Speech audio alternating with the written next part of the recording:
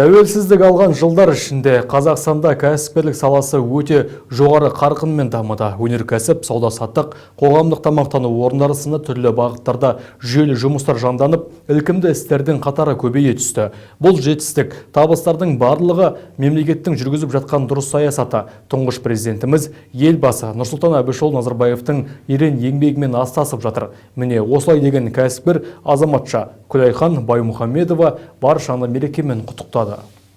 Күлайхан Баймұхамедованың кәсіпкерлікпен айналысып келе жатқанына 20 жылға жуық уақыт болыпты. Қазіргі таңда көпшілікке белгілі, ел арасында абыройлы һәм жүйелі жұмыстарды жолға қойған азаматша. Өткен жылдарға назар салсақ, осы дәрежеге жету үшін тоқтаусыз еткен еңбек көз алдымызға келеді дейді Күлайхан Баймұхамедова. Кәсіпкер азаматша егемендік алған жылдардан бері Қазақстанымыз үздіксіз көркейді. Оның ішінде кәсіпкерлік саланың дамуына айрықша көңіл бөлінді және де көптеген мемлекеттік бағдарламалар жасалып, кәсіпкерлерге мол мүмкіндіктер берілді. Бұл үшін мен осы отанымыздың азаматы әрі кәсіпкер ретінде елбасы Нұрсұлтан Әбішұлы Назарбаевқа алғыс айтамын және де баршаны алда келе жатқан мереке 1 желтоқсан тұңғыш президент күнімен құттықтаймын дейді.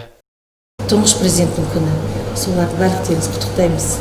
Бірінші Қазақстан Республикасына еңбегі сіңіріп келе жатқан алғашқы тұңғыш президентіміз дейді ғой, сол дұрыс саясаттың арқасында осындай дәрежеге жетіп отырмыз. Кәсіпкерліктерге, жеке кәсіпкер болсын, үлкен, кіші кәсіпкерліктің барлығына қолдау көрсетіп отыр. Солардың барлығы дұрыс саясаттың арқасында келе жатыр. Қазақстан еліміздің тәуелсіздігіне үлесін қосқан.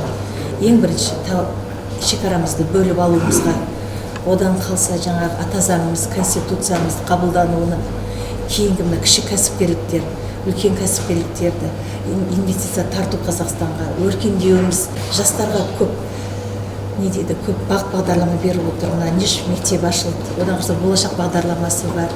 Кейін гранттар, мемлекеттік гранттар бөлінуі, солардың барлығына тікелей үлесін қосып, жастарды да қолдап, кәсіпкерлікке тасталмай, барлығы тұңғыш президенттің еңбегі. Елбасымыз елді жарқын болашаққа жетелейтін игі істердің қолдаушысы болады. Мемлекетімізге одан әрі өрлеу мен өркендеу, әрбір қазақстандыққа мол табыс, зор денсаулық, бақ-дәулет тілеймін.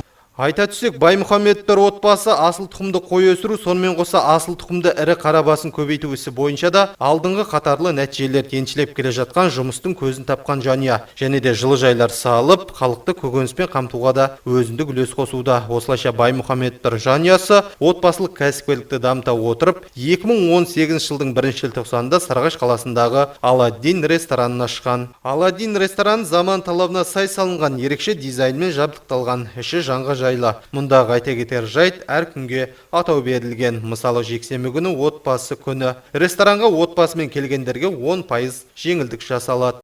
Біздің Аладдин ресторанында ашылу мерекесі 1 желтоқсан ғой. Сол 1 желтоқсанда бізде 50% скидкамыз бар әр жылы. Одан қалса бізде қарттар күні деген бар. Қарттар күні әр жұма. Оларға 20% скидкамыз бар. Жеңілдіктеріміз бар.